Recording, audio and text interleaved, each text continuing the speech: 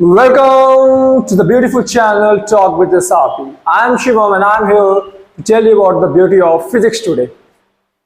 तो ये बताओ पहले कि तुम लोग कैसे हो।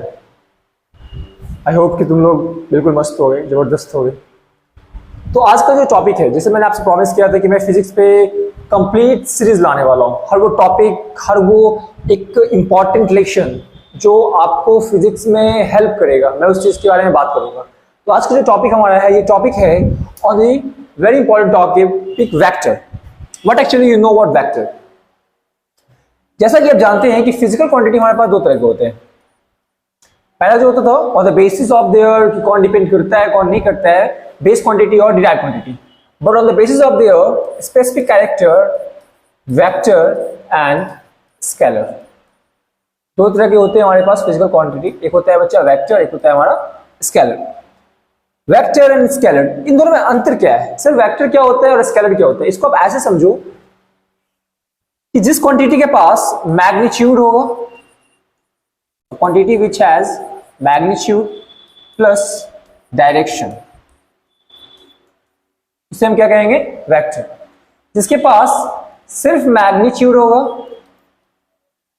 बट उसके पास क्या नहीं होगा सर? उसके पास डायरेक्शन नहीं होगा और वो फॉलो करेगा ordinary rules of algebra. Ordinary rules of algebra. और जिसके पास मैग्नीट्यूड होगा, डायरेक्शन होगा प्लस, ये फॉलो करेगा किसे? Follow vector law. Vector law उसे क्या बोलेंगे सर? हम लोग वेक्टर बोलेंगे। तो इस बात को समझिए पहले। सर पहले तो हमें बस यही पता होता था कि वेक्टर उसे ही बोलेंगे जिसके पास मैग्नीट्यूड होगा, जिसके पास डायरेक्शन होगा, और जो बस वेक्टर लॉ की कहानी स्टार्ट नहीं हुई थी। जिसके पास मैग्नीट्यूड होगा बट डायरेक्शन नहीं होगा और वो फॉलो करेगा ऑर्डिनरी रूल ऑफ अलजेब्रा, मतलब प्लस माइनस मल्टीप्लाई डिवाइड। बहुत ही बेसिक चीजें वो फॉलो करेगा। सर ये बातें तो हो गई।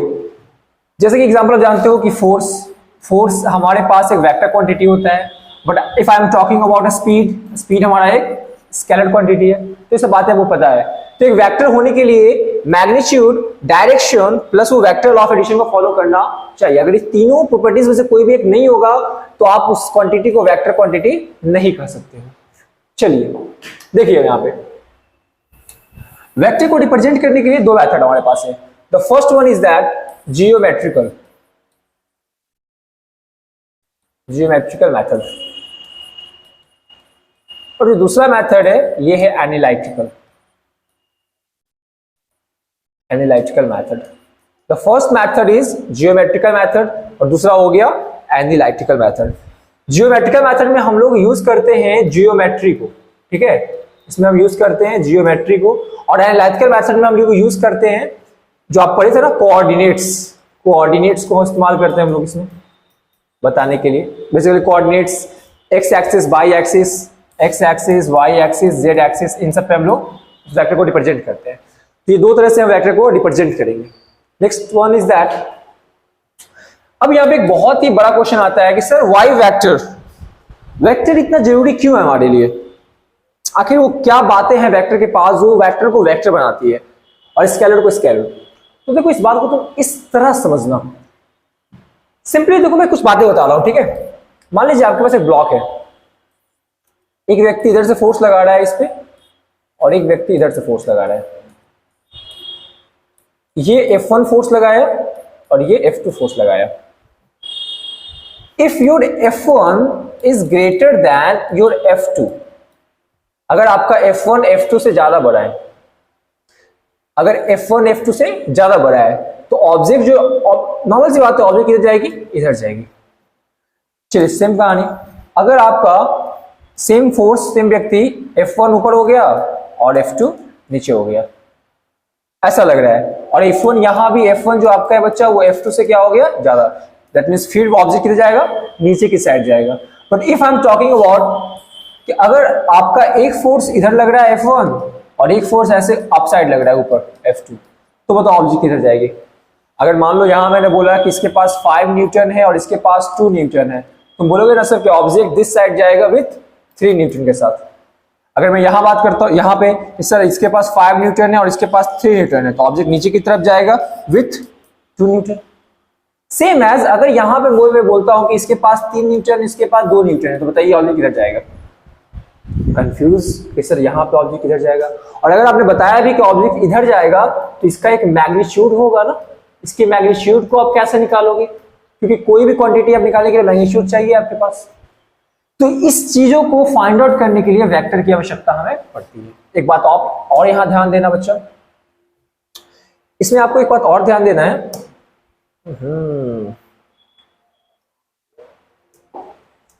देखिएगा, इसमें थोड़ा ध्यान देना। सर यहां पे एक रिप्रेजेंटेशन में देखिएगा आपकी जो हम लोग वेक्टर को ज्योमेट्री में रिप्रेजेंट करते हैं, ठीक है, जियोमेट्रिकल रिप्रेजेंटेशन, जो ज्योमेट्रिक में रिप्रेजेंटेशन करते हैं, तो इसमें ये जो एरो होता है ये वेक्टर को शो करता है, ठीक है। इसका जो लेंथ होता है बच्चा, वो इस वेक्टर के मैग्नीट्यूड को शो करता है। इस वेक्टर के, मान लो ये वेक्टर हमारे पास ए दिया हुआ है, तो ये जो ए वेक्टर हमारा है, इसका जो लेंथ होगा उसके मैग्नीट्यूड से डायरेक्टली प्रोपोर्शनल होगा। एक बात का आप ध्यान रखिएगा, किसी भी वेक्टर क्वांटिटी को जब आप मॉड में लिख देते हो, तो ये आपको क्या बताता है? ये आपको बताता है स्केलर। ये क्या बन जाता है? Scalar. That means it's only tell you about that magnitude. ये बस आपको क्या बताता है? मैग्नीट्यूड के बराबर। आई बात समझ? दैट मींस कि सर इस वेक्टर ए का जो मैग्नीट्यूड होगा ये कहीं ना कहीं डायरेक्टली प्रोपोर्शनल होगा इस वेक्टर के, इस एरो का जो लेंथ है इसके साथ। अगर लेंथ ज्यादा होगा दैट मींस कि उस वेक्टर के पास मैग्नीट्यूड क्या होगा सर? ज्यादा।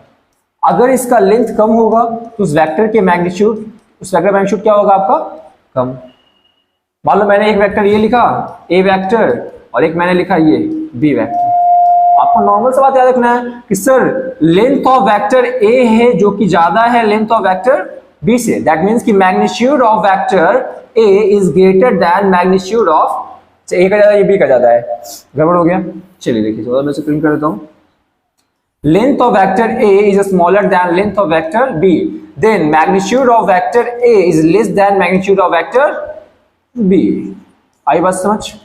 इस बात का बिल्कुल आपको ध्यान रखना है, लिख लीजिए इसे। जिस वेक्टर का लेंथ ज्यादा होगा उसका मैग्नीट्यूड भी ज्यादा होगा, जिसका लेंथ कम होगा उसका मैग्नीट्यूड भी कम होगा। बिल्कुल इस बात का आपको ध्यान रखना है। चलिए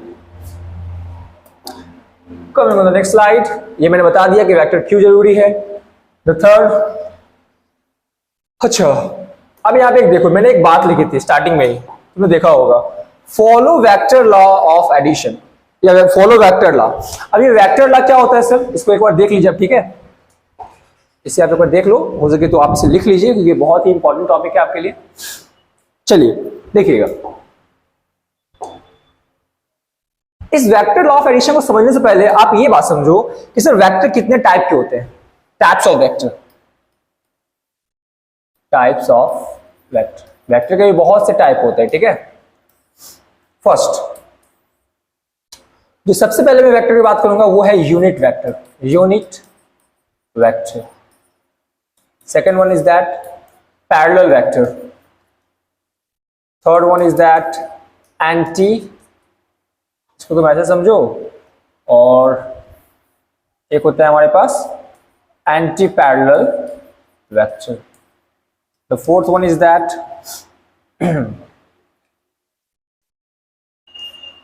collinear vector. The fifth one is that co-initial vector. The sixth one, coplanar vector. The seventh one, unit, parallel, anti-parallel, collinear, equal and unequal vector बोल सकते हैं, equal and unequal vector. 8, I think इतना sufficient आपके लिए फिलहाल है। Unit vector, parallel vector, anti parallel vector, collinear vector, coinitial vector, coplanar vector, equal and unequal vector. चलिए देखिएगा यहाँ पे आप थोड़ा, पहले हम शुरू करने जा रहे हैं कि सर एक्चुअली ये यूनिट वेक्टर क्या होता है, ठीक है। देखो एक बात ध्यान रखना, अगर बता ही देता हूं इसके बारे में आपको अच्छे से। देखिए फर्स्ट यूनिट वेक्टर, समझना इस बात को।